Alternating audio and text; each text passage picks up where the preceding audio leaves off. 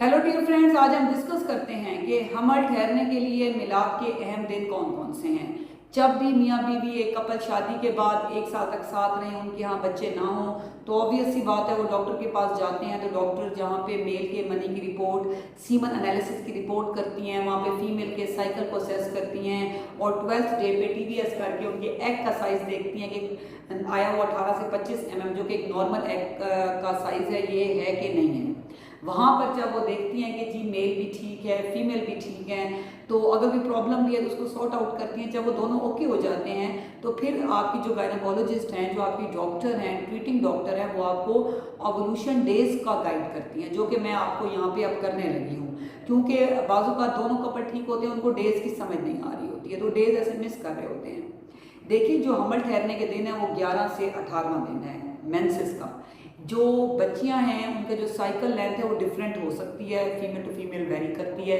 लेकिन यहाँ मैं मोस्ट ऑफ द पॉपुलेशन की बात करूंगी कि अगर हम ये इमेजिन करें कि 28 दिन का ये साइकिल है, जो कि मोस्ट ऑफ द फीमेल का होता है, यानी कि एक बच्ची को पहली तारीख को आई, फिर 28 को उसको दोबारा पीरियड्स आ गए, तो ये एक नॉर्मल साइकिल लेंथ है।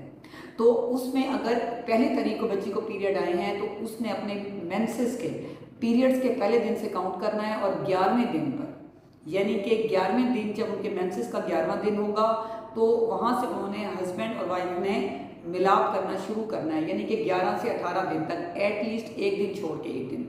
अब मैं एक दिन छोड़ के एक दिन क्यों कह रही हूँ, तो जो फीमेल का ट्रैक है उसके अंदर मेल का जो जरासीम है, मर्दाना जरासीम है, वो 48 घंटे तक, यानी कि 2 दिन तक अलाइव रहता है। यानी कि अगर आप ऑल्टरनेट डेज में मिलेंगे तो जो वो मेल का सीमन है, मनी है, वो 2 दिन तक जो है वो इफेक्टिव होगी, थर्ड डे पे वो नहीं होगी। एग की तो वो पूरे महीने में सिर्फ 24 घंटे के लिए, यानी कि एक दिन के लिए अलाइव होता है, एक दिन के लिए निकलता है। अगर उसको मेल का स्पर्म मिल जाएगा तो वो फर्टिलाइज हो जाएगा, अदरवाइज वो डेड हो जाएगा। मेरे बताने का मकसद ये है कि आपने एक दिन छोड़ के मिलना है, दूसरे दिन नहीं मिलना है, मतलब 2 दिन का गैप ना हो। जैसे अगर 11 को मियाँ बीवी ने मिलाप किया तो फिर 13वें दिन लाजमी करना है। अगर 13वां दिन स्किप हो गया ड्यू टू एनी कॉज और फिर वो 14 को मिल रहे हैं और एक्ट 13 को आके वो तो 24 घंटे में डेड हो जाएगा, तो उसका कोई बेनिफिट नहीं होगा। तो ऑन ऑल्टरनेट डेज मिलना है, यानी कि एक दिन छोड़ के एक दिन मिलना है, 11वें से 18वें दिन।